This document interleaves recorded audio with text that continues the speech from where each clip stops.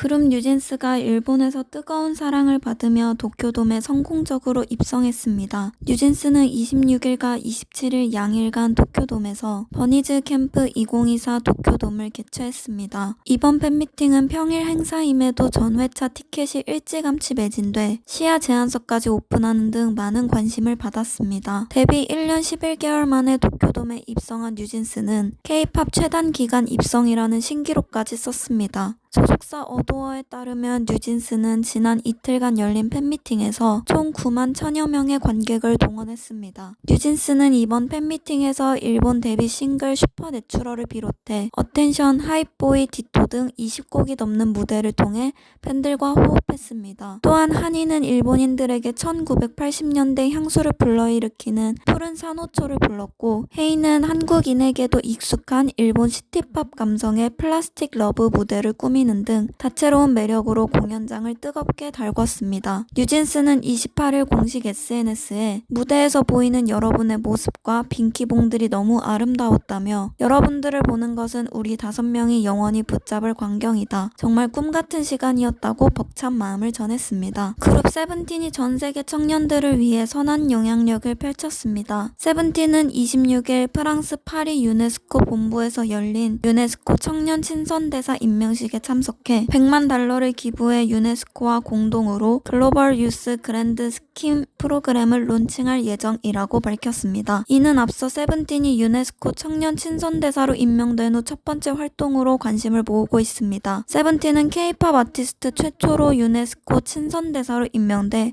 활동을 이어가는데요. 데뷔 이래 성장서사를 음악에 담으며 전 세계 청년들과 교감해온 세븐틴의 영향력이 국제사회로부터 인정받았음을 입증하는 대목입니다. 글로벌 유스 그랜드 스킴은 전 세계 청년들이 더 나은 미래를 만들기 위한 아이디어를 실현할 수 있도록 창의력과 웰빙 분야의 프로젝트를 지원하는 프로그램입니다. 선발된 청년들에게는 프로젝트 수행을 위한 기금과 역량 강화 프로그램이 제공될 예정입니다. 세븐틴 멤버 조슈아는 이날 열린 임명식에서 세븐틴은 청년들이 더 나은 세상을 만들 수 있는 반짝이는 아이디어와 확고한 의지가 있다고 믿는다. 그 눈부신 아이디어를 지지하고 기금을 제공함으로써 저희 프로그램이 긍정적인 청년 공동체를 짓기 위한 디딤돌 역할을 할 수 있기를 바란다고 추진 의의를 설명했습니다. 배우 홍예지도 소아암 환자들을 위해 선행을 펼쳤습니다. 소속사 빅웨일 엔터테인먼트는 26일 홍예지가 최근 한국 백혈병 어린이재단을 통해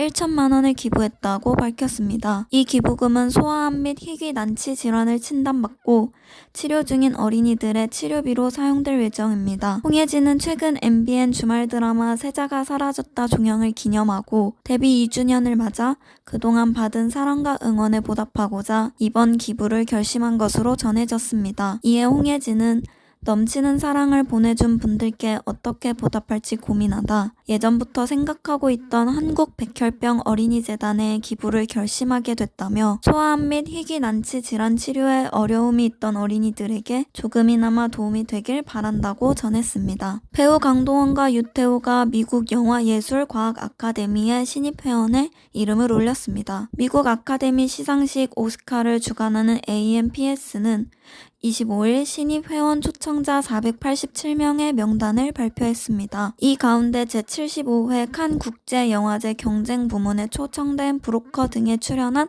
강동원과 패스트 라이브즈로 아카데미 시상식에 부름을 받은 유태호가 이름을 올렸습니다. 이들이 아카데미의 초청을 수락하면 정식 회원으로서 미국의 가장 권위 높은 영화 시상식으로 불리는 오스카에서 후보 및 수상작들을 가릴 수 있는 투표권을 행사할 수 있게 됩니다. 앞서 배우 송강호, 최민식, 봉준호를 시작으로 이병헌, 배두나, 하정우, 조진웅 등이 회원 자격을 얻은 바 있습니다. 빌 크레이머 아카데미 최고 경영자와 제닛 양 아카데미 회장은 올해 아카데미의 새로운 회원들을 맞이하게 돼 기쁘다. 전 세계에서 온 놀라운 재능을 가진 아티스트와 전문가들은 영화 제작 산업에 큰 영향을 미쳤다고 전했습니다.